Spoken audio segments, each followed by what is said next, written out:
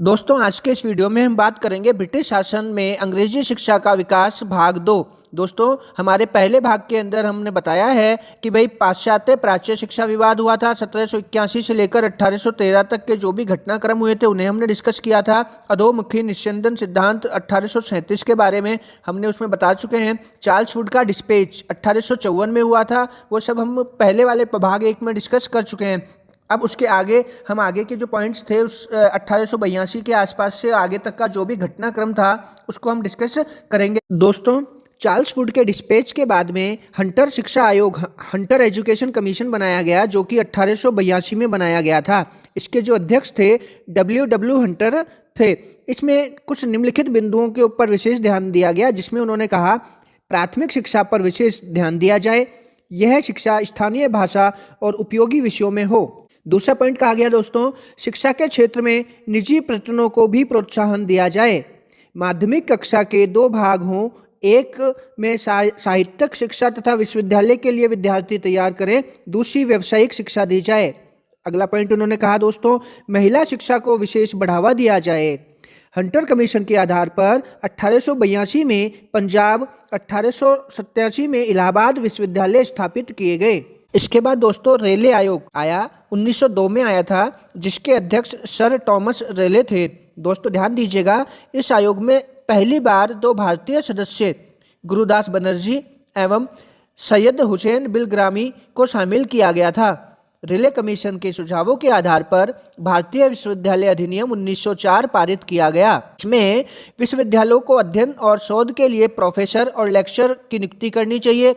विश्वविद्यालयों पर सरकारी नियंत्रण बढ़ा दिया गया। निजी कॉलेजों पर सरकारी नियंत्रण बढ़ाया गया।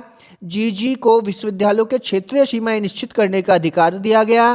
कर्जन द्वारा शिक्षा नीति परिवर्तन का उद्देश्य शैक्षणिक कम राजनीतिक अधिक था।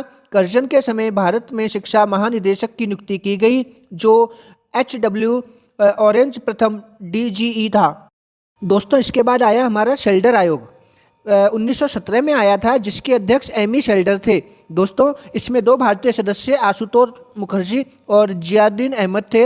इस आयोग ने कहा कि यदि विश्वविद्यालय की शिक्षा में सुधार करना है तो पहले माध्यमिक शिक्षा का सुधार आवश्यक है। इसके अनुसार 12 वर्ष की स्कूल शिक्षा और इंटरमीडिएट की परीक्षा के बाद विश्वविद्यालय में प्रवेश दिया जाए। विश्वविद्यालय के पृथक इंटरमीडिएट कॉलेज हों तथा उनकी परीक्षाओं का संचालन के लिए माध्यमिक बोर्ड बनाए जाएं। इस आधार पर सर्वप्रथम यूपी बोर्ड बनाया गया था।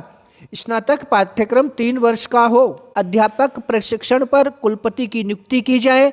इस आयोग की सिफारिश के आधार पर बनारस 1916 में, पटना 1917 में, अलीगढ़ 1920 में, लखनऊ 1921 में, दिल्ली 1922 में विश्वविद्यालयों की स्थापना की गई थी।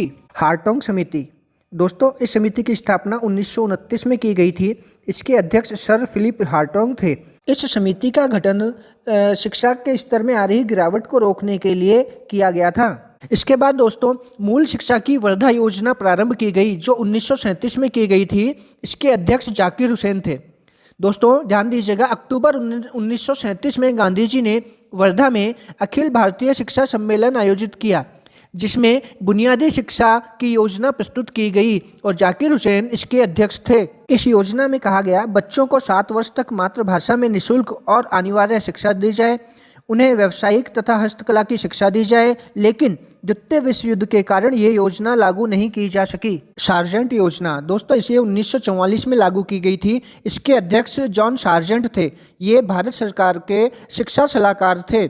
इसके अनुसार देश में प्राथमिक और उच्च माध्यमिक विद्यालय बनाए जाएं। 6 से 11 वर्ष तक के बच्चों को निःशुल्क एवं अनिवार्य शिक्षा दी जाए। एकेडमिक और व्यावसायिक शिक्षा के अलग अलग विद्यालय हों।